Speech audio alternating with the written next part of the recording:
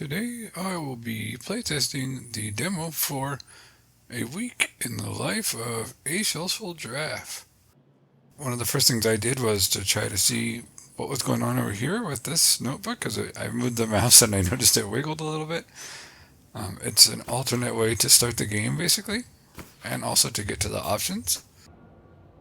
And now here we are with our asocial giraffe here, and the first task is to take the elevator. So what I noticed right away too is up in the top here you see this little leaf that pops out. I wouldn't really associate that with anything normally, but because this background is quite a contrast to that leaf, it helps it stand out really well, and I felt that was good for getting attention of players. And so if you click on that, it's just a quick way to open up this notebook again, and you can get access to the settings and everything like that. So, but I'll go ahead and you see now there's this back button that wasn't there before, as it takes you back to the gameplay itself. So you can look around, and if I press the mouse button, our little giraffe friend actually, you'll notice the gaze actually follows where I clicked here. Each one of these little times where you see the little ink splat, whatever, that represents one of the times that I clicked the mouse. So I thought that was a really nice little touch, because you can see he's just like, oh, what's over here? I'm supposed to look this way, and so you can interact with various things. So there's not much else to do here other than this big button, and if I put the mouse cursor over it, you can see it starts to shine, and that's a nice visual indicator, like, hey, for players, like, look, you can actually do something with this. And I thought that was pretty good too, helpful to help it stand out from the rest of the environment here. So we'll go ahead and click that, see what happens.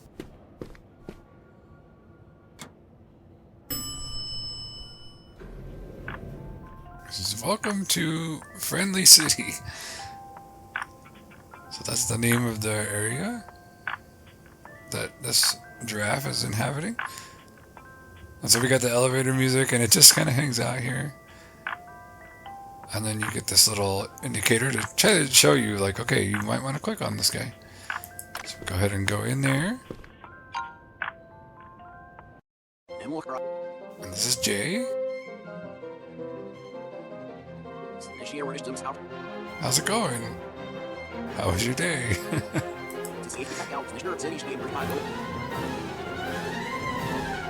So he's just being super friendly, but the music is all intense, and then the screen keeps zooming in.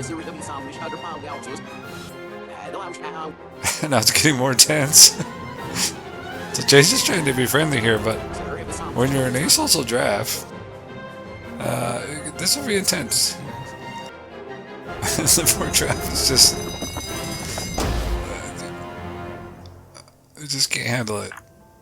Okay, and then so it fans back. It showed it as like a thought bubble form, so I thought this was really well done. See, if we go ahead and try and interact with this button again, and so you press the button, and now this time there's no one here, and so this was actually like the correct route, whatever, for this introduction part. And now if we click inside, giraffe is okay. And so what that's kind of representing is like, in reality, it wouldn't be that uncommon to say, oh, there's already someone on this elevator, so I'll wait for the next one because I have, intense anxiety or whatever. And I want to avoid those kinds of conversations, even if they're friendly and polite and really nice people. It's like it can still stress people out if they have bad social anxiety or things like that. So I thought this was a really good way to illustrate that, and it's clear that the creators of this game really understand the subject matter very well. So go ahead and open this, and unfortunately you can't avoid it because here's a whole bunch of people, and that basically serves as the introduction, title screen, basics of how the game's going to work here. The game starts to include a little bit of a puzzle element, so you have to do things trial and error. So we have a woman here that looks like she's searching for something, probably her purse or her bag, whatever that's going on there. You've got a dog and you've got a bone. And when you mouse over these, I'm not pressing anything yet, but they're just kind of bouncing around and interacting and making some noises and stuff just to show you that it's like, hey, this is something you can do something with. You can click it, you can, whatever. You can interact with this a little bit. Even the purse and bag has a sheen to it, just like the button on the elevator. It's the same kind of idea. But we'll see here that she'll give you some clues. I would go around and look for it myself, but if the doors would close and I missed my stop. Okay. I try to get Poochums to help. He has to repeat fetching and retrieval lessons at puppy school. Actually, didn't see that line before. That's funny.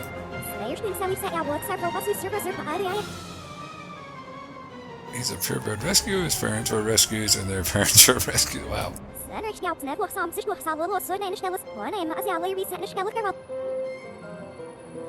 He's my darling little muffin, but he's obsessed with his chew toy. He'd only care about my purse if his chew toy were in it. So, you see how they have the large text there that's in bold? That's basically a hint. Like I'm about to explode out of stress. Yeah, you're not the only one. Our poor giraffe is going to explode out of stress too. Well, anyways, I'll go ahead and just complete this one because I know that we'll be able to see different messages in the next one for sure. So the actual correct thing that you can do, based on her tip, she said if the bone was in the purse. So you can actually click over here and put the bone right back there. And based on her tip, then you can see over here the dog is interested in the purse now. So if we click right here, like join the crowd, you can see Katie. Says, hey there, sir. I see that you, like these other fine customers, are interested in our wonderful product.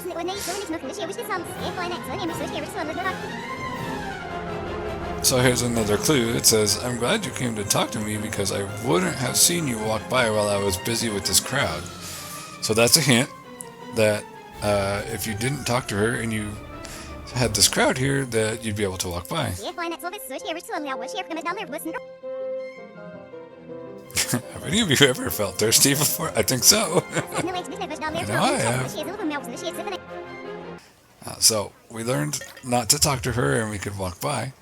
And so you see these signs up at the top pointing a direction. So we can go ahead and do that to walk by. At first I clicked on her thinking I needed to buy it from her. Well, that's not the correct solution. And then I clicked over here and said checkout. Okay, so I'm going to checkout. See what happens when I do that.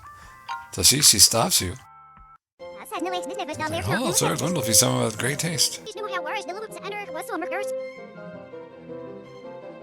And this is Mina. She's much more relatable for me as far as trying to be a salesperson. There's no way I could do it because I'm more like our asocial giraffe here. Like, oh, I see a customer. Okay, deep breaths. Don't screw this up. Hello, sir. I'm interested in hearing about these strawberry sodas. Dang it, I already screwed up. So no, that's not a typo. It's just her being super nervous and struggling. The strawberry soda.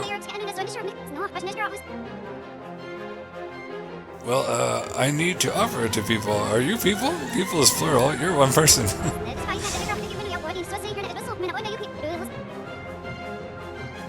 Well, because there aren't any other people here, I guess that means I should talk to you, right? So there's another clue. That if you want to walk by her, just like with the other saleswoman, you have to have customers distracting her. So, but like I said, I ran into a lot of trouble with trying to figure out why I wasn't going to her to buy the matcha because the checkout thing is right there. And it doesn't have the arrow, so I think just a simple inclusion of that would have helped a lot to, just for me mentally, to not associate checking out with this booth here. So since there's people here, because we had that can there, we go ahead and click checkout, and you can safely walk by. It says, the tea was not drunk. I forgot to buy a straw. Too shy to go back. Oh, poor giraffe, after all that trouble.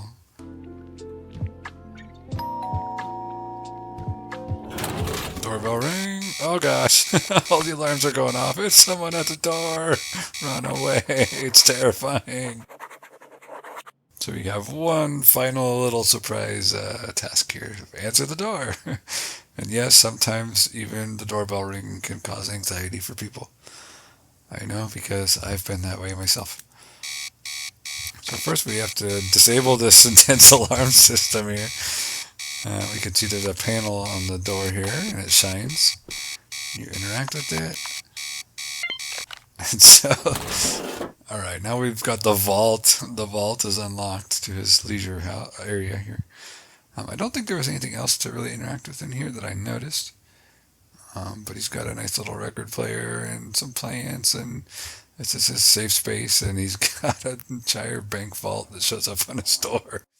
And flashing alarm lights and everything. Oh, it's just funny. I understand the, like, oh gosh, panic mode when someone's at the door. But let's go check who it is. We have a whole surveillance system. Yeah, it looks like a mail delivery person. It's here with the mail. And there's a switchboard with all these different lines running to it. I thought you could click on them, but there's nothing to interact with on the switchboard. It's just these two buttons here, the button and the little controller stick there, joystick, whatever it is. So let's go ahead and interact with those. And then, and then he's got a puppet basically made out of a big long loaf of bread and a oven mitt and a button and some utensils. We can see this game does in fact work just fine on a Steam Deck, as you've plainly seen for yourself here. So definitely check it out if you're interested. And if you would like for me to playtest your game in a similar fashion to this, you can find a link in the description to my commission services page.